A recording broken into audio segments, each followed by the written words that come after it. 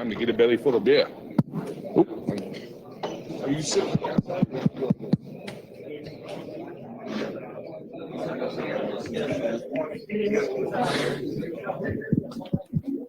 Is this a 6 feet? We're live, Dennis.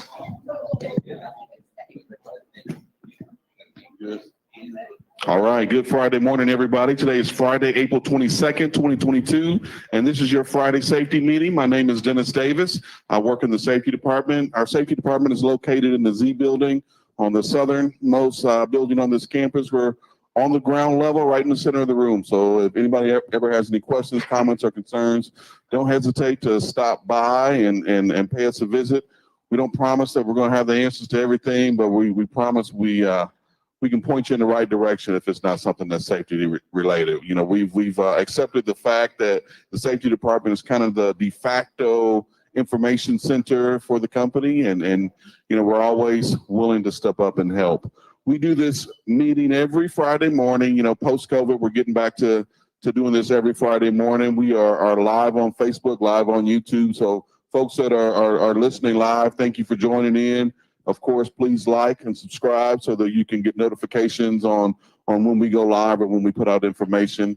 But the other good thing about this meeting is that we're simulcasting live at our other large terminals. So we've got Pittston and Salt Lake City. So first, we're going to go east to our Pittston terminal. I think we got Rick this morning. Good morning, Rick. How you doing?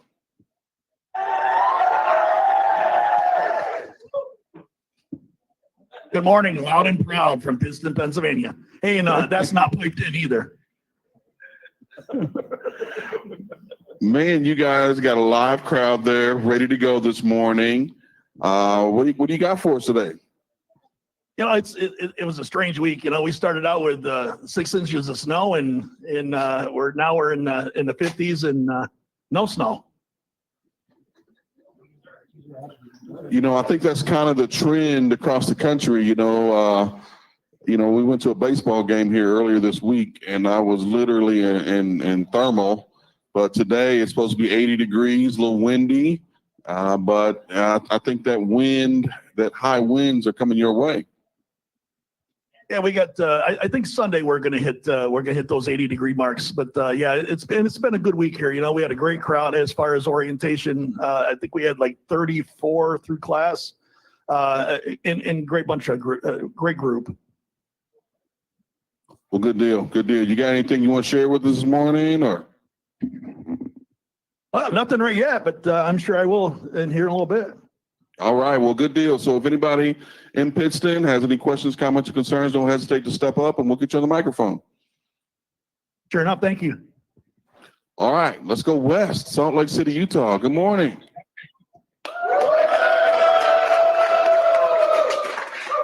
Good morning from Salt Lake City. How are you? Hey, Troy, how are you? Fantastic. It's a beautiful day in Salt Lake. So kind of like Pittston, kind of like Springfield, you guys are kind of the opposite of us. Today you're in shorts. However, I think you've got something coming up. Oh yeah, it's coming. We got rain and snow coming again Monday, so you never know around here, man. It's it's crazy, but it's always beautiful. We got the mountains to look at, and we got the Great Salt Lake to smell, but that's about all. I'm glad that's the only thing you got to smell, Troy. Tell us what's going on in Salt Lake City. Give me something new and interesting. Well, we had a decent crowd this week. We're starting to grow our program a little bit again. You know, we're starting to hire more people out here. We only had we had about a dozen this week, but we got a pretty decent crowd. We got about 30 people here waiting for breakfast, and it's all great in Salt Lake. Are you sporting that Pittsburgh Steelers outfit or what? What are you wearing there? It says whiskey on it. It's my other favorite team. Was this like the last shirt you had in your drawer this morning or what? Yes. Listen, I either have a Steelers shirt or a whiskey shirt. I like them both. So. That just lets you know it takes all kinds, right? Yes, absolutely. All right. So, of course, in true Prime fashion, we work extremely hard and we play extremely hard too. So, guys, if you have any questions, comments, or concerns out west, don't hesitate to jump on the microphone. We will. Thank you, sir. All right. Back here, Springfield, Missouri. Good morning, folks. Man, there's a unique energy in the crowd last week and this week. I'm not sure what it is. Maybe it's spring, maybe it's baseball, but Springfield, Missouri has been just jam-packed. I came down here about an hour ago just to kind of get things set up, and there was not a seat available in the house. So give yourselves a round of applause. Appreciate you guys being here with us this morning. I'm not doing this by myself. I've got somebody with me. I'll let him talk for just a second. This is Dave White. He also works in our safety department. Good morning, Dave. Morning, Dennis. How you doing, man? Man, I'm doing fantastic. It's temperatures out here this morning. I see you got the memo before I did, but you're wearing shorts. I should have put mine on, but it is beautiful outside. I'm prepared. We're going to spend some time outside this evening. What do we got going on? We are, yeah. We'll have our truck driving championships, and we'll talk about that here in a little bit, but that's our big event for tonight. And if all of you can get over there, and if you can't participate, we'll go over that too as well. But if you can't participate, that's fine. But man, there'll be all kinds of burgers, hot dogs, food galore, good times, music. You got your music downloaded, ready to roll? We'll get it going. We will go, get man, it going. And it's my favorite type of food that's going to be served at the picnic, free, which brings me to my next comment. For all you folks that are here in each one of our terminals, breakfast is free this morning. So we've got an awesome staff over there helping us out. So let's give those folks a round of applause at each of our locations for helping us out. Before we get started and get rolling on some safety and some other stuff we got going on today, I want to ask all of our new associates, so our brand new drivers, typically identified by those neon vests, stand and let us properly recognize you. Stand up. All right.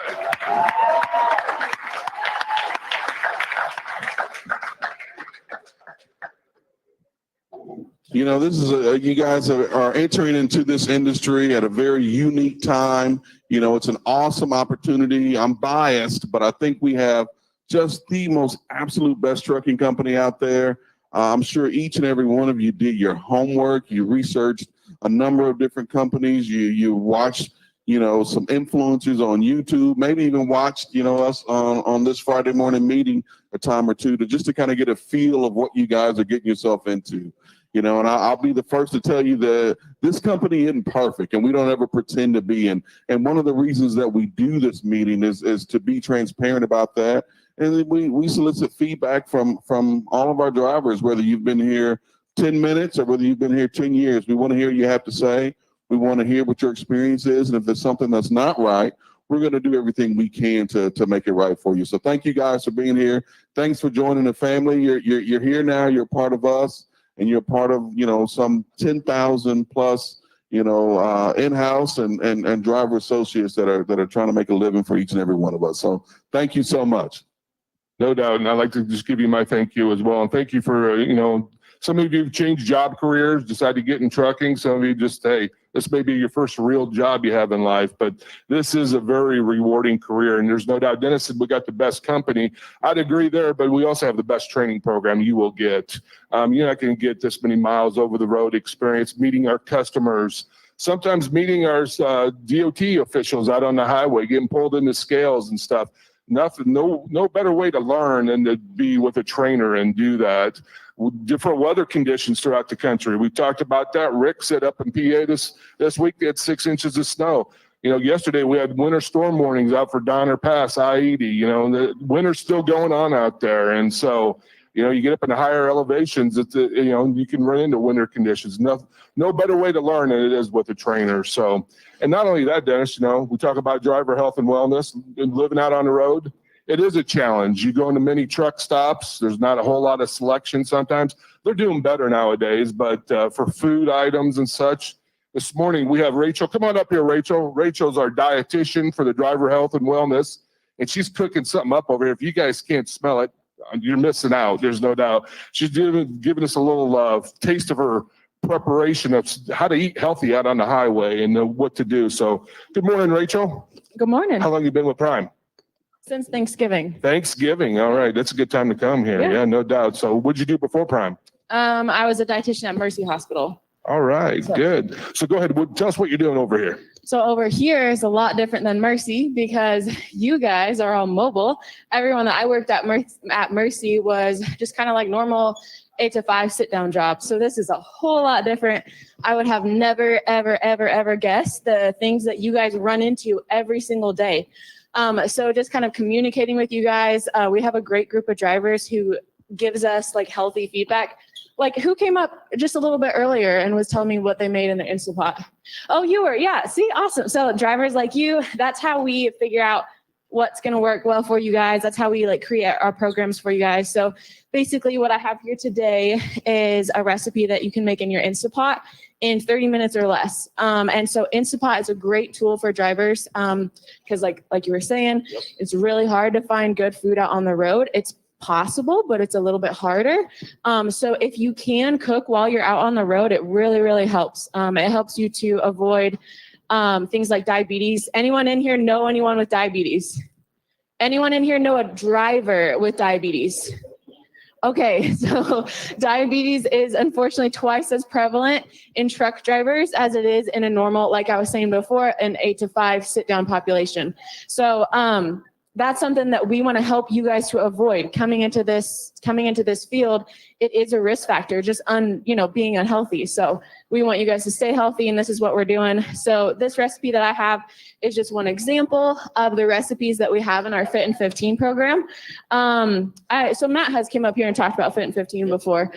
So Fit in 15, you can get in there any time of the year. It's all on your phone. It's all very mobile friendly because you guys are mobile, and it has weekly workouts, weekly accountability calls, weekly meal plans for what you can eat or make on the road. Even if you just have a microwave and you don't have an Instapot, that's totally fine. We can still work with you.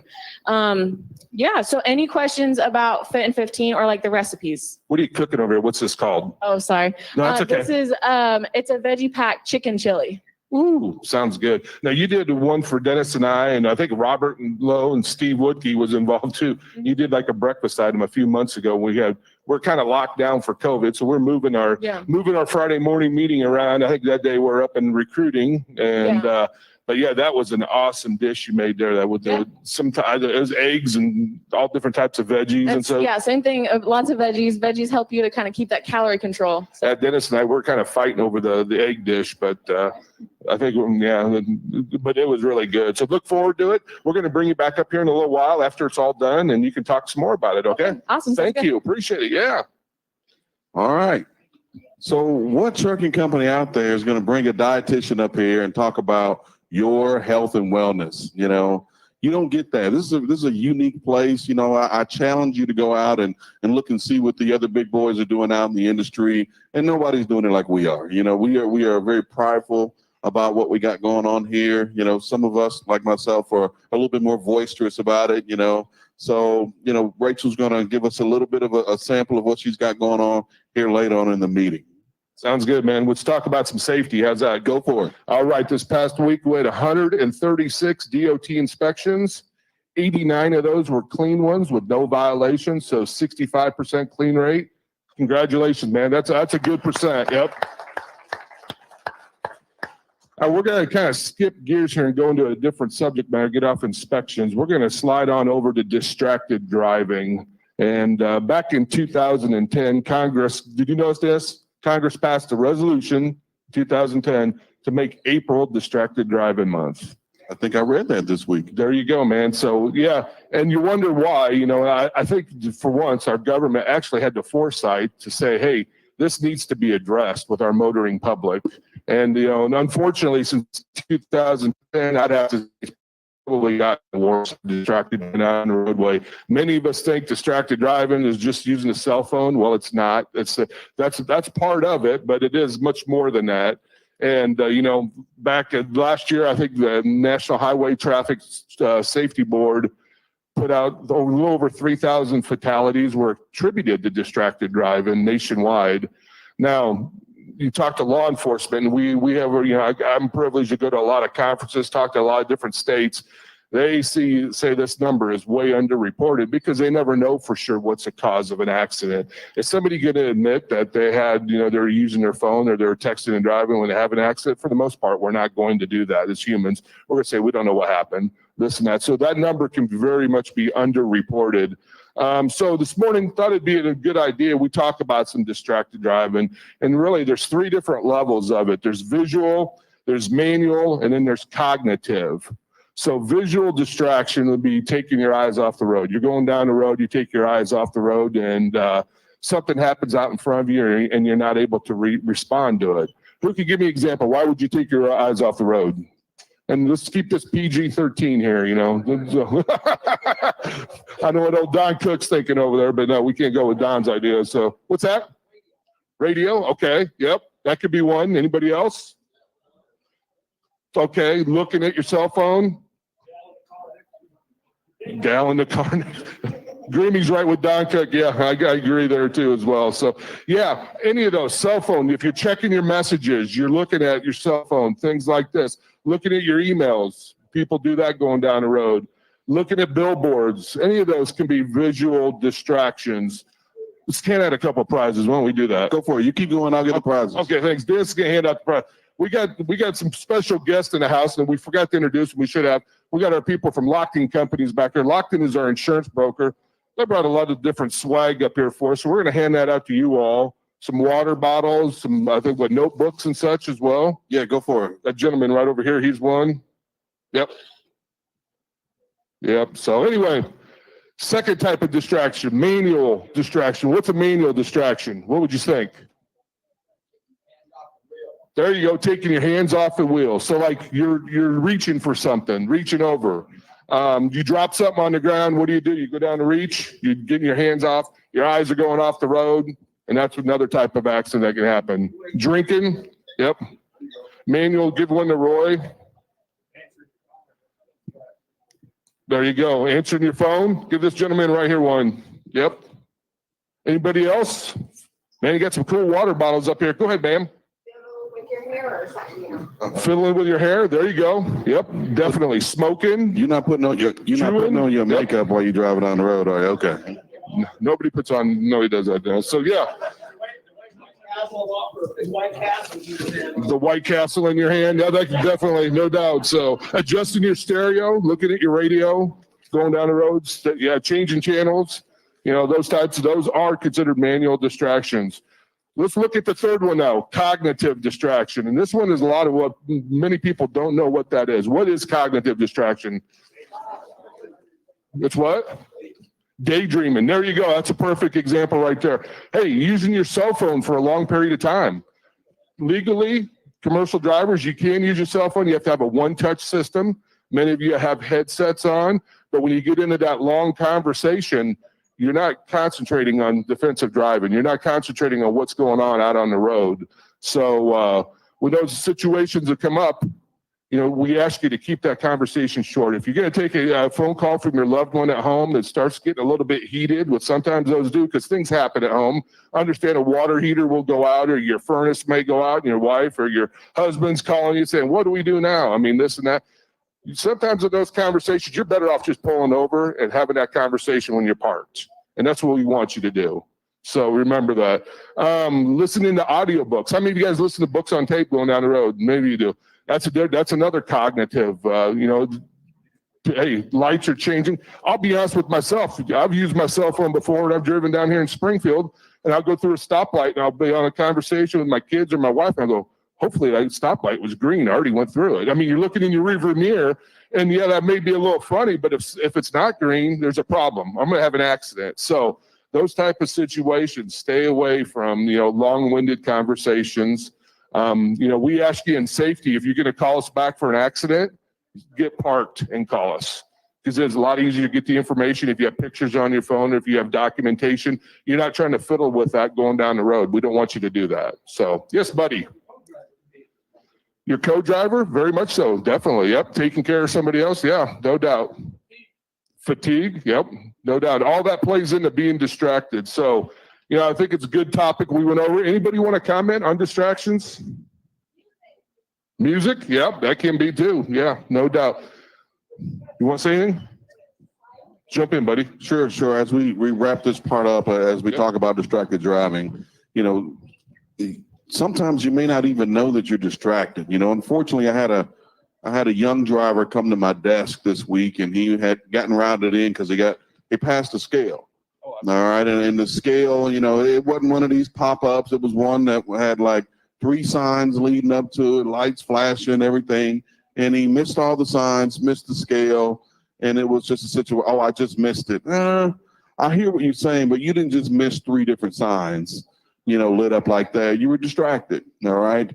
And the frustrating part about this is, he obviously had got routed into the safety department. So, it's a serious issue. And while he's sitting there talking to me, he's got 2 cell phones that he's fidgeting with. He's got headphones on, and the key. And I had to tell him, hey, while we're handling this business, while we're talking about this, and as an extension of that, while you're driving down the road, man, we need to get rid of these distractions. Put those away. Let's finish the conversation, and then you can go back to, doing whatever it is you need to do. And then lo and behold, the next day in PSC class, we get a report, same thing. Guy's got multiple devices, and it's gotten to the point now, I don't even think he realized what he was doing. So be self-aware enough to make sure that you understand what you got going on, understand the dangers. If you have a tendency to want to respond to that ding, to that buzz, just turn it off. I'm gonna go out on a limb and revert back to my fleet manager days for my trainees out there. I would make each one of my trainees give me their word that while they were on duty, and on duty means driving, means pre-tripping, means in the customer while they're doing anything, taking notes from their trainer, I want the phone off, powered off. I don't even want there to be an opportunity for somebody to mistake that you're distracted. We need you to give 100% of your focus to the craft and learning the craft while you're in your training process, okay? Now, when you stop for fuel, when you take your 30-minute break, when you take your 10-hour break, text, talk, tweet, whatever you want to do away. But when it's time to get to work, when it's time to remain focused, turn it off. Turn it off and learn the craft. And it's interesting you say that, because we have a lot of trainers that do the same thing with their students. They will not let you have your cell phone on when the truck's going down the road. You're either driving or you're sleeping. And if you're sleeping, you can't be on your phone texting and looking at Facebook and all the social media that's out there and videos. And that's what they'll ask you to do. And both on the male side and the female, once you turn your phone off, now if they park and you get parked and you're both going to get some sleep, or you're both going to go in and eat, then that's the time to turn that phone on and you can look at it and can sometimes take those, those calls that you need to take. But when the truck's going down the road, yes, just like Dennis says, and our trainers, we got a number of them that do the same thing because they don't want you on that phone. And it's all just part of being ready to drive and being, being safe out there on the highway. So good information. But remember that April's Distracted Driving Month. And and for all of our trainers too, if you want to communicate that to your trainees, good information. So what do we got? Oh, let's clip to Ricky up in Pittston. What do you got this morning, Rick? Hey, good morning. I just want to bring your attention to a couple accidents that we deal with on a regular basis. They're minor compared to say a rollover or a rear end accident, but in the end, cost factors is kind of what you need to look at. I mean, they're expensive at the end of the year, and what I'm talking about is one, backing accidents, and 2, hooking to trailers. And they both have one thing in common as far as being able to prevent them from happening. And that's get out and look. And for the old hands that are here, the experienced drivers, they know what I'm talking about when I say goal. Get out and look. With hooking to a trailer, one of the biggest things that we see is a driver backs underneath the trailer, misses the pin, and the front of the reefer hits the back of the cab. And causes damage either to the back of the cab or the satellite dish goes through the front of the reefer and damages the condenser. There's a lot of money involved there, and that's what we're trying to prevent is in the end, one, prevent the accident, which would prevent the cost from having those repairs done. So your best option when you are hooking to a trailer, you want to back up to the trailer where your fifth wheel meets the front of the trailer and stop. Get out and look. If the nose of that trailer is probably halfway up your fifth wheel, you should be good to go to back underneath that trailer where it lifts it up a little bit and kind of takes some pressure off the landing gear, and you should be able to hook to that pin fairly easily. Then you want to get out again, and you want to look at your connections to make sure that you are connected to the fifth wheel and there's no space between the fifth wheel and the bottom of the trailer. Go to the rear of your tractor and you can get under there with a flashlight to make sure that the jaws are locked around the fifth wheel, the pin itself. And then you know you have a good connection. And make sure that you do a tug test besides that. The other accident I want to bring to your attention is a goal issue also, and that's backing. When you back into a parking spot, one, you want to pass that spot that you're going to park in or you're going to back into. You want to visually look into that hole to make sure, one, there's nothing on the ground that you're going to run over. There's nothing back there that you're going to hit. Two, do a good setup and have a mark on the ground that your tandems are going to turn on to start putting yourself into that hole. And once you get to that point, you want to stop. You want to get out. You want to go to the right side of your trailer and look down that side of the trailer to make sure that what you're backing alongside of, you're not going to hit. Get back in the truck and start backing up again. Stop again. Get out and look to make sure that you're definitely not going to hit anything. And continually to get out and look, and if you're not sure, until you actually stop and set those brakes. Again, want to prevent these accidents from happening. We want to stop the costs from going out the window because the money going out the window should be going home to you, not to pay for an accident. That's all I got. Good point, Rick. Good point, Rick. Good job. And goal makes a big difference there. Get out and look. Stan, you want to get this gentleman here? So you know, Dave, just so you know, I do have some goal stickers up here. I don't know if you guys got any down there, but if you do, you can grab a couple of goal stickers and you can stick them on your mirrors. And that's what you're looking at. Every time you look in that mirror and you get ready to back up, you look at that word goal, you know what it's for. There you go. Go ahead, sir. All right. So I'm new to Prime, obviously, in training, but for the last 8 months or so, I've been working at a shipper and receiver for Nestle Purina out of Sykeston. I think out of probably 2,000 trucks I've seen come into the yard, 1 or 2 drivers will get out, and they're usually trainers. Other than that, nobody gets out and looks. And I think probably once a week, we watch an accident happen in our yard. So, I mean, and these are 20-year drivers. It happens. Like even our yard dog would, you know, once or twice a week would hit something, and he's running around like a crazy guy, you know. So it is a very important thing, and you need to do it because I've watched tandems get ripped off of trailers. I've watched people do some crazy stuff in just 6 months of being in the yard. So. Yeah, there's a reason why they don't give a CDL to those yard operators, because they do enough damage on their yard. They don't want them out on the highway. So no doubt, yeah. That is a good point. Yeah, no, there's no pride factor that you lose by getting out and looking when you're backing in. I mean, you're just doing the safe thing, and that's what it's about. And I remember years ago when I drove, it was the same thing. You'd start backing in, get out and look, and some guy would be on the CB yelling at you, "Hey, rookie, get moving!" Hey, I'm protecting myself. I'm protecting my company. And so, you know, that's just what it is, because people want to get by you. People want to get around you, this and that. But you know what? At the end of the day, you don't have an accident. You've accomplished a mission right there. So that's what it's about. So good information, Rick. I tell you what, we're going to shift gears a little bit. Well, I'm going to ask Roy Romo to come on up here. Roy, come on up, buddy. Now, we got our truck driving. Yeah, give him a round of applause. We got our truck driving championship coming up. How you doing this morning? Go ahead and have a seat right here between Dennis and I. Dennis doesn't bite. I made sure of it. I don't think he does, but no, we got our truck driving championship coming up tonight. Yes, we do. All you have to have is a CDL, and you're good to go. If you want to come out and watch, you don't have a CDL yet, you're more than welcome to watch. Love to have a bunch of people out here. think we're got in the mid-30s signed up, I believe. Now, you got into this back in what, 2018, was it? Yeah, I competed 2017 here at the picnic Okay. for the 2018 Missouri State Truck Driving Championship. I remember we called your name. You came up on stage. I think you finished second and third. So we called you up on stage, and what did you say? Why did you compete in this when we asked you? I came for the shirt.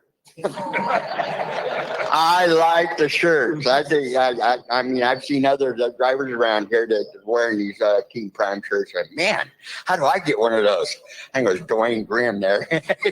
He wears one everywhere he goes. You can meet him out on the road somewhere at a shipper, and he's still got one of these shirts on. Anyway, that's what I did it for. No doubt. So Roy tells us, hey, I did it for the shirt. I'm thinking, well, now Roy gets to go to state as long as he qualified, which you did. You went to state. I wasn't having a whole lot of high expectations for Roy, but when you went down there to Branson, what'd you do? I took first place. First place out of over 30 drivers, too. You get to here in the state of Missouri. And not only did you take first place, Rookie of the year. Yeah. he's also Rookie of the Year. So when you go, so our driving competition out here, we'll put up 6 problems. We want you to go get as close as you can to those problems. It may be a stop problem for the front bumper, stop problem for the rear bumper, see how close you get with a tire, whatever it may be. But when you go to state, there's much more to it. And if you make the Prime Truck Driving Championship team, when you go to state, there's a written test involved. There's a pre-trip inspection, and we bring you in the week before, and there's a study class. Thomas Miller kind of heads that up for us. Yeah, and, him and Glenn Horak, man, they were supreme at getting me prepped for the Missouri Truck Driving Championships in 2018. Yeah, and both of them, along with Dwayne Grimm, they've been to state before. They've been to nationals before many times, so they know if you win the state competition, you go to nationals. What city did you go to? Columbus, Ohio. Columbus. Okay, that was it. Yep. Yeah. So, and then you go against all the state's best drivers in your class. So, 424 of the best in the nation. Yep. Everybody there had won first place in their state. I mean, it was pretty exciting. A little stressful, wasn't it? Well, But it was a hoot. I had a good time. That's good, man. And that's the attitude you need right here, just like Roy, laid back. I'm coming for the shirt. Next thing you know, he knocks that out of the ballpark. He goes to state. He's down there because he won a shirt. And then next thing you know, he's going to nationals. And that's really the attitude. You got to be relaxed. You got to go into it. And that's how you be successful. Has it made you a better driver? Absolutely. I'm definitely thinking about my driving more and more because I want to compete again. There you go. Yeah, we want you here again. And the thing about going to state and representing Prime is you cannot have any type of accident. And that includes a non-preventable accident. So if you're going down the road and somebody rear ends you, that disqualifies you from the competition. So, and that's the way it is at nationals too. So it is a very high level. Drivers are kept at a higher level than just your average driver. And so it makes you a better driver, I think. And you guys do a wonderful job. We got a great team. Now, besides the truck driving championships, we're talking about cooking on your truck. Go ahead, Brianne, pull up those pictures if you would, please. You got a little segment you put on Facebook, Roy and Renee's Cookery. Tell us a little bit about that. I got a crock pot on board, and that's basically, we got a crock pot and microwave. That's all we got to cook with. I like the crock pot because I can get up in the morning before I take my drive, and I can prepare my meal, put it in the crock pot, and start it cooking while I'm going down the road. It takes, a good 5 hours for it to cook, whatever I'm cooking. Usually I like spaghettis, I like stews, I like soups. There's a multitude of different meals that I make in the crock pot. But cooking on the road is definitely a lot less expensive than eating at the truck stops. One crock pot meal will feed my wife and I 3 meals, that's 3 days of meals. Might not even cost me $20 to make it, so it's definitely cost effective to eat on board the truck. I've noticed that with our inverters on some of these trucks, some of these fancy cooking utensils won't work off of these our inverters. So you have to be careful.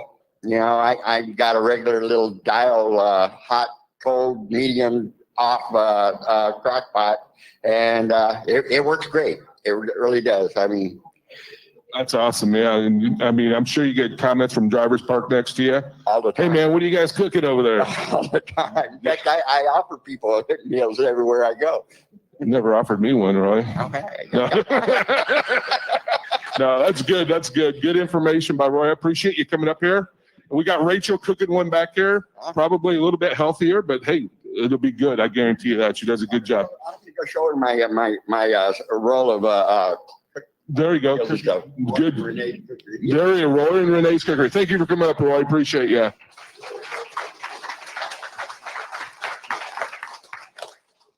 What do we got next, Dennis? It was great to get Roy up here. You know, a lot of the feedback that we get sometimes on social media is that, hey, man, we're tired of listening to Dave and Dennis and, you know, Steve Field when they get up here. We want to hear from some other folks around the company. So thank you, Roy, for coming on up. Hey, you know, right along those same lines of listening to somebody else, we're going to ask, you know, a fleet manager to come up. We got Brandon Austin's going to come up here, and he's going to talk to us a little bit about some overall reefer operation stuff, but we also going to talk a little bit about security. So, you know, hey, give him a round of applause, you know.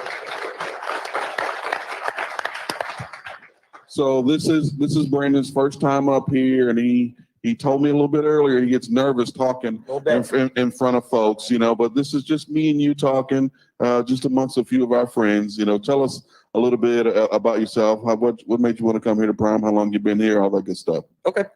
So I've been at Prime since September of 2015. As Dennis said, I'm a fleet manager in the reefer division on the lease side. And funny story about how I wanted to come here. So I was in the Army Reserves before I came here for 12 years. And we had a recruiter from Prime actually come over to one of our detachments, which were a lot of drivers, and they were trying to recruit to Prime at that time. And of course, I have zero driving experience, but I still thought there was something cool about the idea that of some of the things that he was talking about. So I actually tried a couple of times and didn't get a call back the first couple of times, but the third time I did. And, you know, I just knew that this was exactly where I wanted to be from the day I stepped in, and would rather not be anywhere else. All right. Perseverance is the key. Hey, and we appreciate you. Keep trying. You know, we're glad you're here. So, you know, did you start out at night? Did you start out in reefer dispatch? So I actually started out as an intern. I was finishing my last year of college and decided, you know, obviously, as I said before, this is where I wanted to be. This is where I wanted to stay. So I moved into the reefer dispatch training program, started training, did that for about 8 months. And then they moved me to a night fleet manager role. I did that for about 14 months. And then I moved from there to a fit position, which is a fleet manager in training. Did that for 2.5 years. And then in November of 2020, I was awarded my fleet. All right. You earned your stripes. You started down at night dispatch and worked your way up. So great job. So what do you got to talk to us about today? So a couple things I want to talk about. First and foremost, trailer security, load security. I'm sure everyone's seen messages go out about locks on trailers. We always want to make sure complacency does not set in. Make sure that we're always securing our trailers, regardless of their status, empty or loaded. And I know on my fleet, I've had a lot of questions about that. Why do we need to lock empty trailers? And, you know, one, we want to prevent vandalism from happening. If you're parked at a truck stop for 10, 12 hours and you don't have a lock on it, you're back in the bunk asleep, or you're away from your truck at that time, anybody who's anybody could go mess with that trailer, and you wouldn't know about it until you get to a shipper, and then we've got a bigger problem. So since we haul food grade, you know, we've got a special sense of urgency to make sure to take care of our equipment out there. Second thing, as far as dropping trailers, we need to always make sure that we're dropping our trailers at secured and approved drop yards or shippers and receivers. Actually had an incident this past week where somebody went home and just dropped a trailer unsecured at a truck stop. We don't want to do that. You know, we always want to make sure that if you know that you're on a home counter load to get you home, that we're communicating to get the approval from our sales group as to where we need to drop that trailer at. And then as far as load security goes, you know, obviously, again, locks on trailers, but load locks. I've had a lot of questions over the past few weeks about load locks, especially dropping hooks, shipper and receivers. A lot of times you'll show up to a shipper and you'll have, it's already sealed up, loaded, you get your bills. But a lot of times the question's not asked, are there load locks in that trailer? And we'll get to that receiver, they open it up, and we've got a little bit of a claim going on. So we always want to make sure we're asking those questions. And if you're not able to ask those questions, you want to make sure, communicate that with your fleet manager, night dispatch, weekend dispatch, so that way we can rectify that issue before it becomes even larger. Also, social media is kind of a big thing. You know, we need to be really mindful as to what we're posting out there. Obviously, you know, we want to help each other, and, you know, if weather's coming up, we want to be able to communicate that.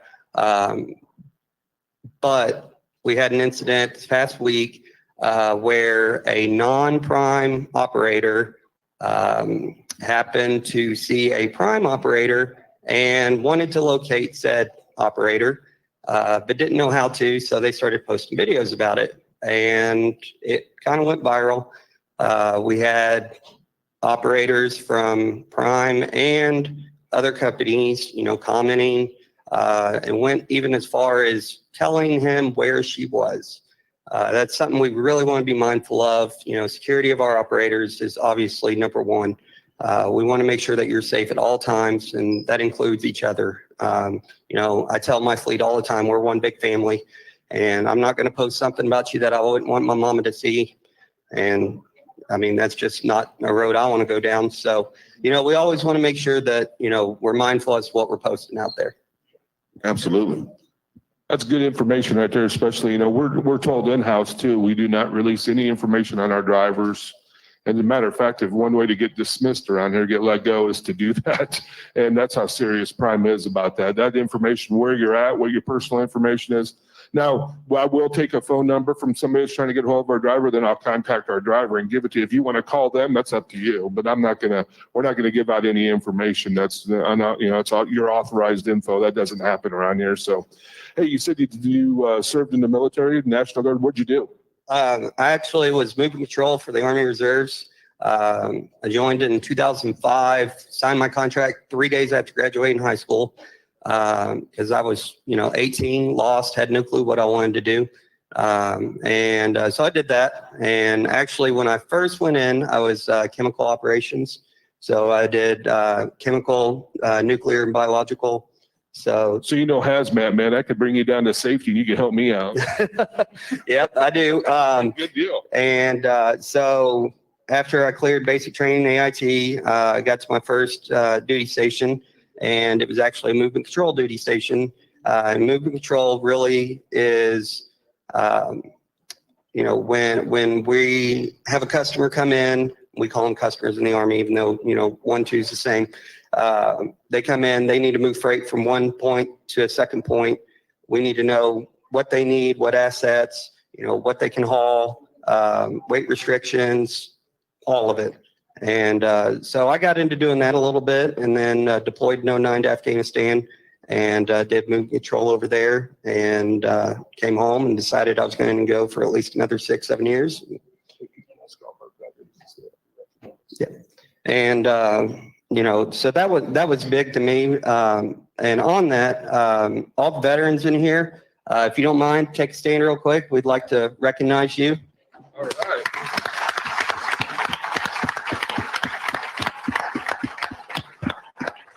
Thank you for your service, Brandon. Appreciate you, man. Nice having you on our team too. Thank you. Hey, wasn't that bad, was it? It's not. So we got you for next week, right? We'll see. All right, everybody give Brandon a round of applause. You know, it's not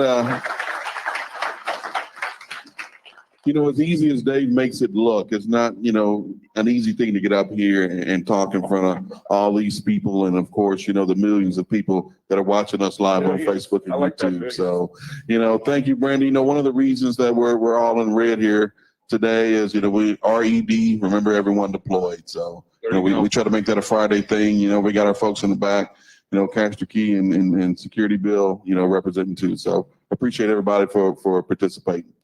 Let's keep rolling. Let's keep rolling. Who we got from leasing? Yeah, all right. So leasing department, this is always, the most popular segment. When we bring folks in from our leasing department, there's tons of questions. So I'm gonna preemptively say we're not gonna take any questions right away, Drew, but we'll let you guys hang around afterwards. And if anybody has any questions, they can jump right in. Okay. All right. So we got Drew Martin and we got Terry Higdon, both from our leasing department. Take it away. Hey, good morning, guys. So one of the things we just kind of want to update you guys about is some of the initiatives with Success Leasing, but most importantly, what I wanted to do is introduce you guys to Terry. Terry's actually the new assistant manager of leasing, and she's done some great things over the last 6 months, kind of running with the position. So kind of brings a fresh new look into leasing with some of the ideas that she's bringing with it too. So I kind of challenged her today to kind of update you guys on some of the initiatives that we have within Success Leasing. And then we always welcome the questions, but Dennis is kind of cutting us off a little with the questions today. So, but if you guys have any questions, we're always here. And I know a lot of you guys are students here. So we always recommend that you can come down, talk to us in person. You can shoot us an email. Anything you guys have questions about with the leasing program, we'd be happy to help you guys. But I'll turn it over to Terry and she'll update you on some cool stuff we got going on. Good morning, everyone. So one of the things is with drivers upgrading or coming in for their new truck. It's a very exciting time. And we just want to let you know right now, we kind of got the times cut down to 2 to 3 day wait on that. We are running a huge deal for our lightweight trucks. We have some brand new lightweights that we want to try to get some drivers out there and experiencing them. So we are doing a 1-year lease on a brand new lightweight at a rate of $921 a week. Compared to if you signed a brand new lease on a condo, it would be a 3-year lease. So after that 1 year, you can qualify for your lease completion bonus if you run it in for that full year. And one of the things too, I just want to point out to everybody is this isn't for everybody. This is just an option for it. But we have a lot of people that don't want to wait around because, we do expect over the next few months that wait times might increase. So this is an option to get into a truck quicker. I know we get a lot of questions about people that are trying to minimize their fixed cost. And this program with the lightweights is a good way to minimize your fixed cost. Your variable costs are pretty similar with the lightweight, but you're saving about $250 to $300 a week, right off the get with the lightweight. So it's an option for some people, but we're just encouraging people to take a look at it and leave it as an option open if you're looking at leasing a truck.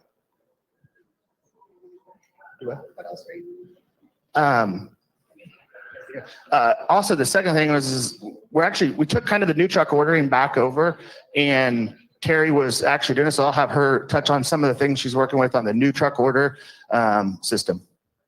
So on the new truck order, it does allow you to order a truck after you've been with Prime Leasing for 90 days. You can go on to successleasing.com and then do new truck order.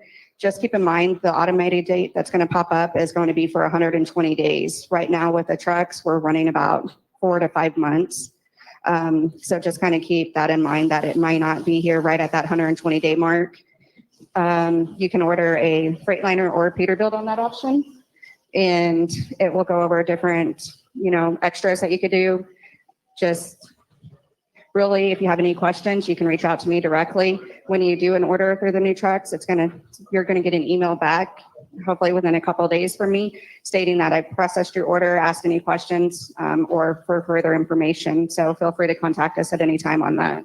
And then just to update you guys on the new truck front is probably the last 6 to 8 weeks has probably been the best that we've experienced over the last year with consistent deliveries and approximate. But I know a lot of the questions we get is when will the lease purchase program come back? We don't have a date really right now on it too, because it's just based on these new truck orders and really keep these flow of new trucks coming in right now. A lot of the manufacturers right now aren't giving us any guidance for first quarter of next year. So that's why we're kind of hesitant about kind of releasing information because, manufacturers are trying to get through this year with it first. So they're trying to figure out how many trucks they can actually build this year before they get into next year. And we're kind of in the same boat, with the leasing company. We're kind of trying to hold on to as many trucks as we can just because we don't know what next year will hold or what first quarter will hold next year. So that's all we got.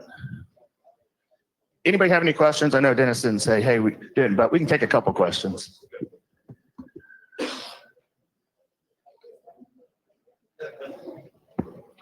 We got a couple of questions online. Go ahead, Jamie. All right. There is a question on if it would ever be possible to pick some of the truck numbers when buying a truck from leasing.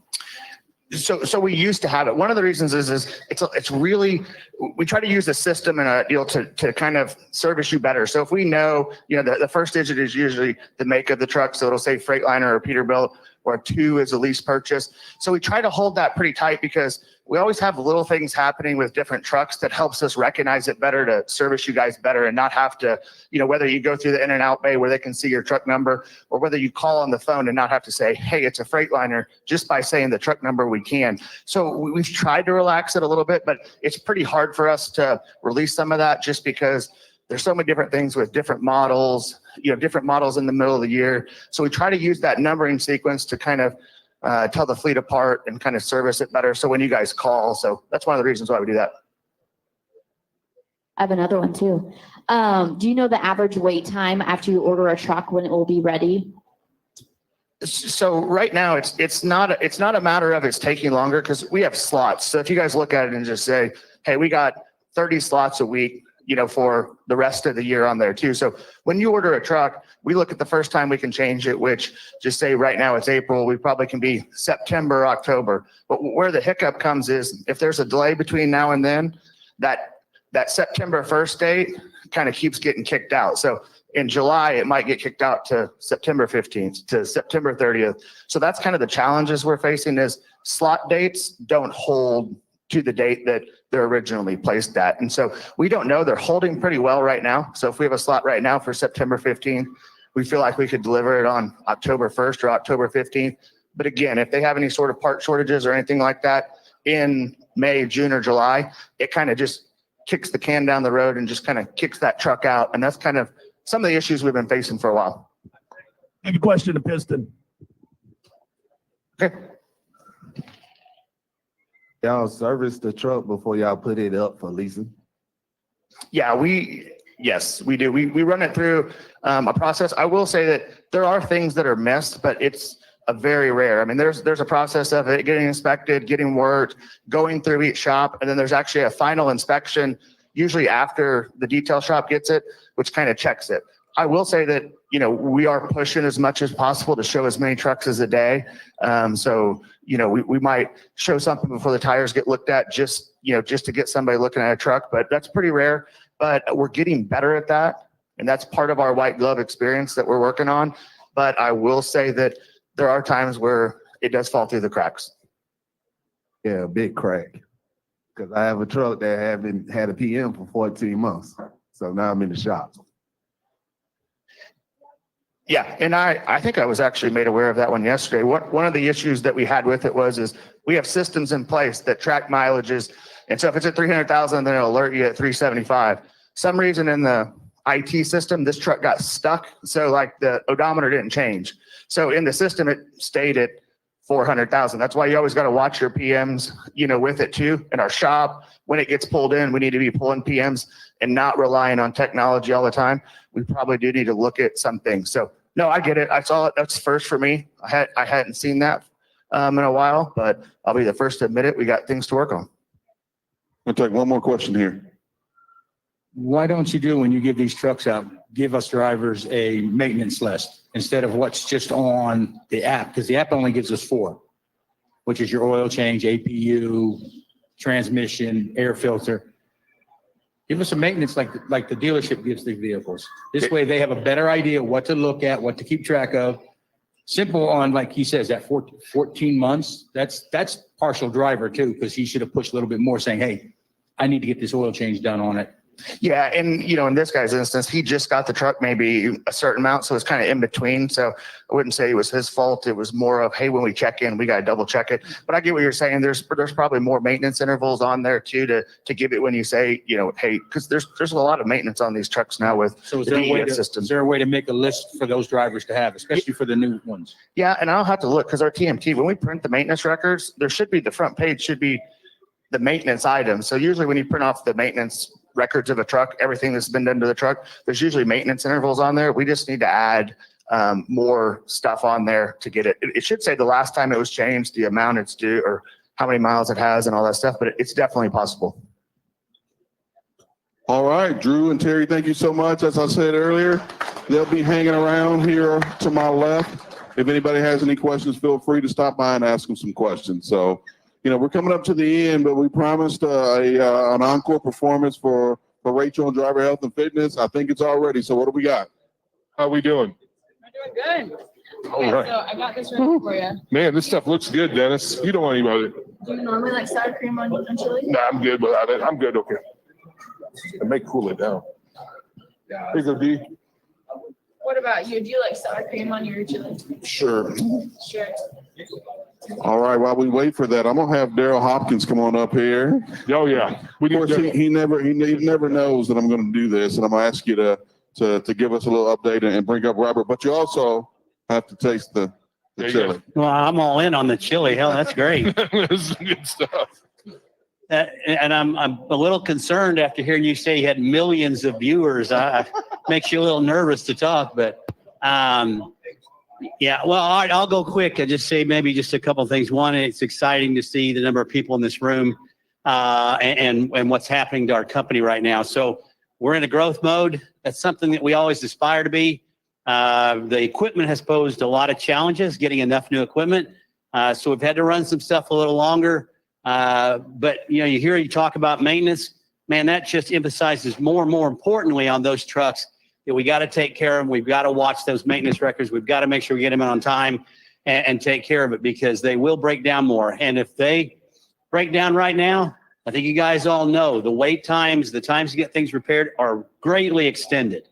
So please watch your trucks closely. But as I said, we're in a growth mode. I mean, we're seeing our numbers increase every week. Our customers are begging for more capacity. I mean, every week. That's a great thing because we're watching our rates move the right direction. We continue to see those increase.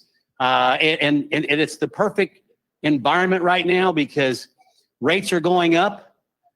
And even though fuel's going up, keep in mind, one of your biggest costs, keep in mind, we've got a fuel surcharge that protects you there. So really it holds that fuel level, even though rates are going the right direction. So if we can just keep that truck running, it's a great time to make real money in this business. So please keep that truck running. It's really important right now. And one other thing I'm just going to harp on because I got the mic.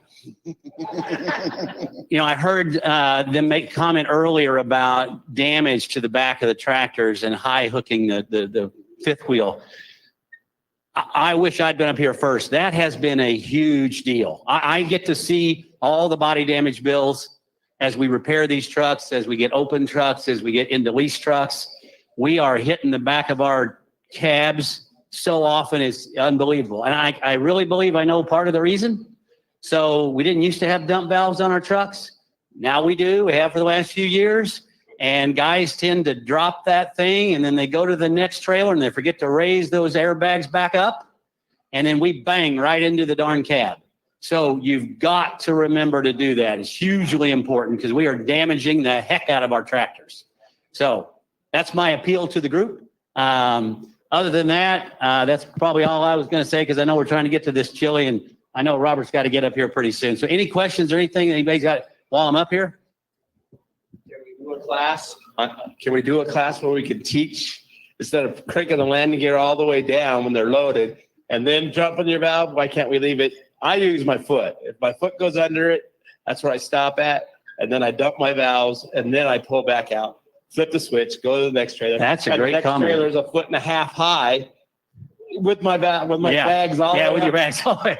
And Yeah. I know a lot of the females, when they grab the hold of that handle and start cranking that thing down, I'm sweating doing it. That's a great comment. And yes, we probably should have more training on how to do this. That is a good point. I'll get with, Stan's right there. I don't have to get with anybody. He heard it. And it's a great comment though. It really is something we should practice and know on our pads. So any other comments? Okay. Well, I'm going to hand this mic back to Dennis, who's so This is behind you there, Daryl. All right, thanks, Daryl, and thanks for being a good sport. Let me drag you up here. So before we bring Robert up, just a few housekeeping notes. Anybody that has all right, give him a round of applause. We didn't talk a lot about it today, but one of the most useful tools we have here at Prime is the Prime mobile app.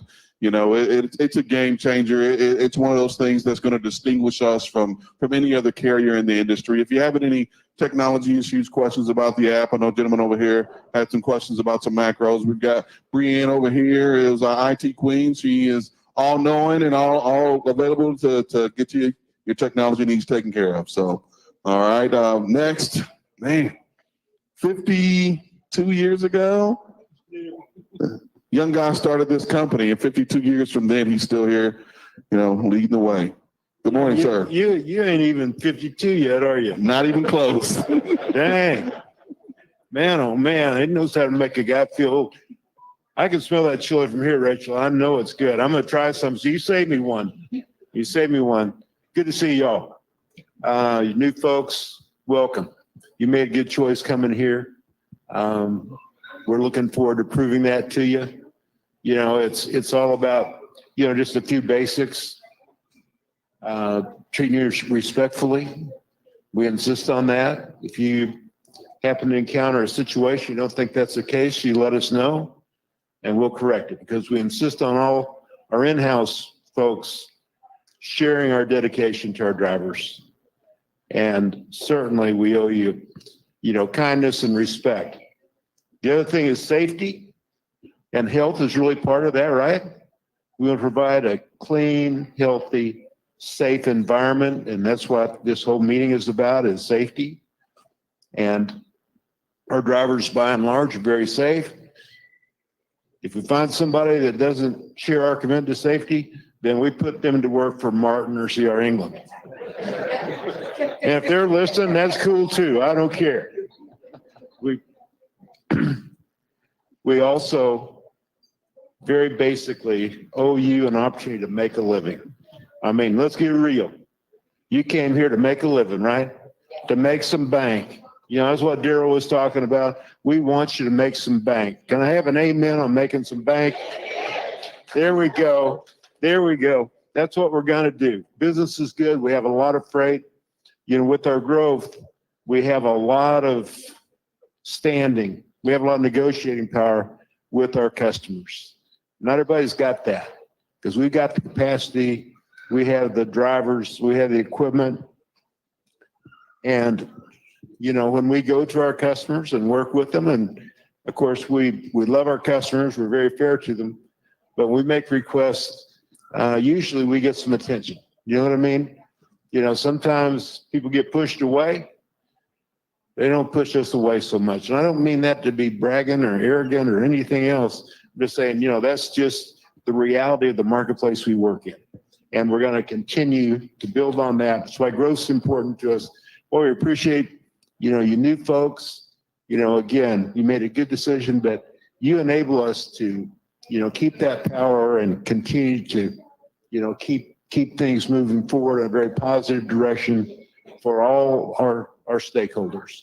You know, our drivers, our customers, in-house.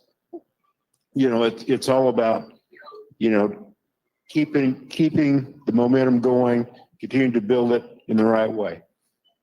Folks, I don't have a lot to talk about this morning. I'm not going to answer questions. I know there'll be some hard ones out there. Bill? Anything going in the Derby? Nothing in the Derby, Bill. Sorry. Maybe next year. We tried hard. We're still working on next year already. So it's good to see you all again. I thank you for being here. God bless each of you, and please be safe.